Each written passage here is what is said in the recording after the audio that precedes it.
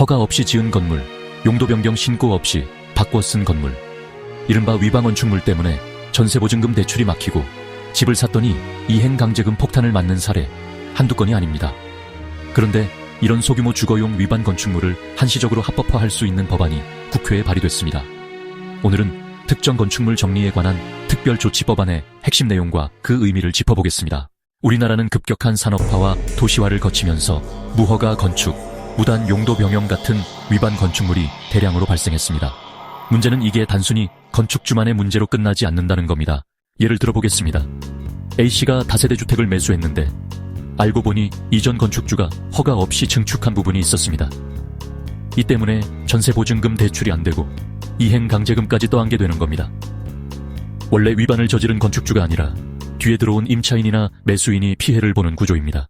행정에서도 이행강제금을 부과하지만 원상복구 비용 부담이 너무 크다 보니 실제로 고쳐지는 경우는 드뭅니다. 결국 위반 상태 그대로 수십 년간 방치되는 건물이 계속 쌓여온 겁니다.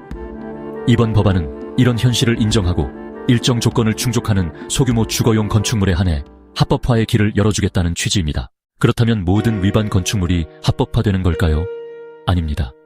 적용 대상은 꽤 엄격하게 제한됩니다. 첫째, 2023년 12월 31일 기준으로 사실상 완공된 건물이어야 합니다. 이 법안 통과를 노리고 새로 짓는 건 해당이 안 됩니다. 둘째, 주거용 건축물이어야 합니다. 건물 전체 연면적의 절반 이상이 주거 용도여야 하고요. 셋째, 규모 제한이 있습니다. 다세대 주택은 세대당 전용 면적 85제곱미터 이하, 단독주택은 연면적 165제곱미터 이하가 기본입니다. 다가구 주택의 경우 660제곱미터까지 가능합니다. 넷째, 개발 제한 구역이나 군사시설 보호구역, 정비구역 같은 특수지역에 있는 건물은 원칙적으로 제외됩니다. 다만 해당 구역 지정 이전에 지은 건물 등 일부 예외는 있습니다. 한마디로 소규모 주거용 건물 중에서도 안전과 공익에 큰 지장이 없는 경우에만 선별적으로 적용하겠다는 겁니다. 절차를 간단히 정리하면 이렇습니다. 건축주 또는 소유자가 건축사에게 의뢰해서 설계도서와 현장조사서를 만들고 이걸 관할 시장이나 군수, 구청장에게 신고합니다. 신고를 접수한 지자체는 30일 이내에 건축위원회 심의를 거쳐 기준에 맞으면 사용승인서를 발급합니다. 이때 심의 기준이 중요한데요. 자기 소유 대지이거나 사용 승낙을 받은 대지여야 하고 구조안전이나 방화, 일조권 등의 심각한 문제가 없어야 합니다. 또한 밀린 이행강제금이 있으면 이를 납부하거나 1년 이내 납부 조건으로 승인받을 수 있습니다. 지자체에서는 이 업무를 원활하게 처리하기 위해 특정 건축물 지원센터를 설치할 수도 있습니다. 위반 건축물이 합법화되면 주차장 문제가 생길 수 있습니다.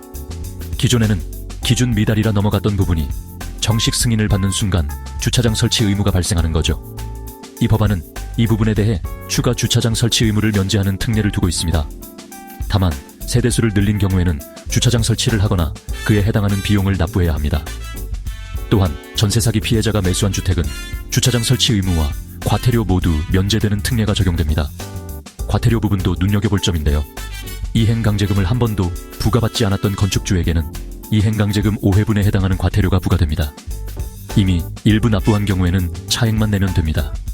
무조건 사면이 아니라 위반에 대한 책임은 지게 하겠다는 겁니다. 이 법안의 핵심을 정리하면 세 가지입니다. 하나, 한시법입니다. 공포 후 6개월 뒤 시행되고 시행일로부터 18개월간만 효력을 가집니다. 영구적인 합법화가 아닙니다. 둘, 소규모 주거용 건축물만 대상입니다. 상업용이나 대형 건축물은 해당되지 않습니다. 셋, 건축주의 책임은 유지됩니다.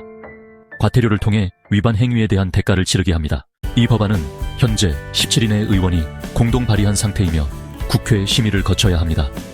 과거에도 유사한 특별조치법이 여러 차례 제정된 바 있는데 이번에는 전세 사기 피해자 보호 조항까지 포함됐다는 점이 새롭습니다.